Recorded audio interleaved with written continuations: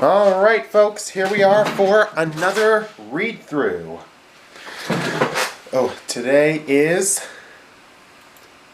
episode 11 of Dynasty of the Dragon. A quick reminder before we begin, and click the link in the description. Do it now. Yes, you. And please, check out all my other read-throughs that I have done. And because my friends and I really worked really hard to put these stories together, the least you can do was go through them. You never know. You may actually like what you see. Also, if you want to read this episode with me, click the other link and we can read this episode together. Also, hit that subscribe button and the notification bell. Thank you. Alright, it's time for Dynasty of the Dragon, episode 11. Cyrene is going down the road on her motorbike on her way to school, all the while still grumbling to herself about the little debate with her grandmother. Why does Grandma keep trying to get me to believe that stuff? All those stories she told me as a kid were fun, but I know better now. Why can't she just let it go? As she rolls along, she isn't even aware that she's being watched by none other than Hashith.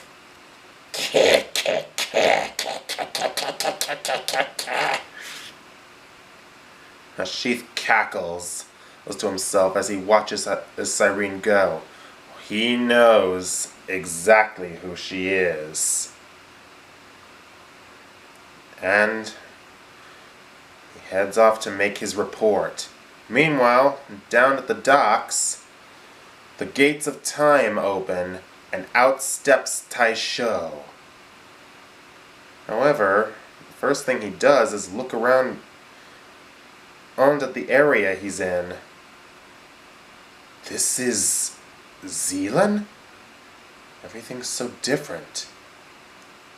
1,000 years has changed things, and Taisho isn't even aware of where he is or which way to go. Still, have to start somewhere. Now then, where to begin my search? The mystics could be anywhere. He turns to a couple of people who have been staring at him. Pardon me, would you kindly direct me to the Lord in charge of this land? You crazy or something, pal? There haven't been lords around here since 200 years ago. Oh? Then who is the ambassador in the world below and the Cloud Palace? That gets everyone laughing. Cloud Palace? That old wives' tale? Who let you out of the nut house? Whatever, go sell your stories somewhere else. But sir, I insist. I must locate the... Suddenly, a hand grabs Taisho and pulls him aside. You shouldn't mention the Cloud Palace around here. People will think you're out of your mind. Huh? Glad you made it though, Taisho. A boy, looking no older than 12, is standing before Taisho. How do you know my name? Alright, guess I need to introduce myself. I'm Kyle, the monkey mystic, and your personal assistant. I'm sure Oromaru told you about me. You are the monkey mystic? Who are you expecting, Santa Claus? Who? Oops, never mind. But it's true. Oh, I am the monkey mystic. Lord Oromaru informed me I'd have assistance from one of the mystics.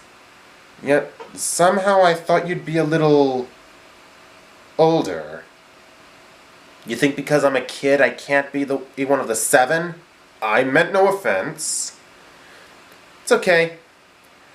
Anyway, I'm here, you're here, so now we can get started. So, when does the search begin? He's odd, this little monkey, Taisho said to himself. Now just a minute. We don't even know where... We don't even know how we're going to find them, even the other mystics. Kyle claps his forehead. Right, I forgot to tell you. He reaches inside his pocket and pulls out a bright red gem. What is this? The low-teen crystal. It can track the power of the other mystics and show exactly where to find them. Oromaru gave it to me before he sent me to meet you. Incredible. Yeah, and just so happens, one of the mystics is close by. You're right. It's the dragon mystic. Sure enough, the symbol of the dragon mystic appears inside the crystal. Right! Then let's go find her! Yes! And remember, try to keep the talk about the Cloud Palace to a minimum. And why is that, Kyle? Well, over time, people have pretty much forgotten magic exists. These days, people see those things as just fairy tales. Very well then. I shall only speak of the ancient ways in your presence or the presence of the other mystics. Now let's be off. Yes! Together, Taisho and Kyle will leap onto the rooftops and begin tearing across them. Now that the dragon mystic's power has gone active, we won't be the only ones looking for her. The Shadow Tribe. Exactly. So we must find the dragon mystic before they do. Elsewhere, at an old market, Hashith moves across rooftops, runs along walls, until he comes to an abandoned building and swoops in. Renzao is sitting on an old chair waiting for him. Well? I found her. It's definitely the dragon mystic. Now to end her before her power activates. Renzao grins. Gogamaru! Santanamaru! Take a squadron of Zarkal with you. Seek out the dragon mystic and bring back her head. The Shadow Brothers are more than eager. Yes, sir! Together they head out. Several generations of preventing the mystics from being reborn. It'll soon be time. Soon, we will be ready to resume our plans and claim the mortal world. Not far from Renzao, a dark figure in the shadows grins. Perfect.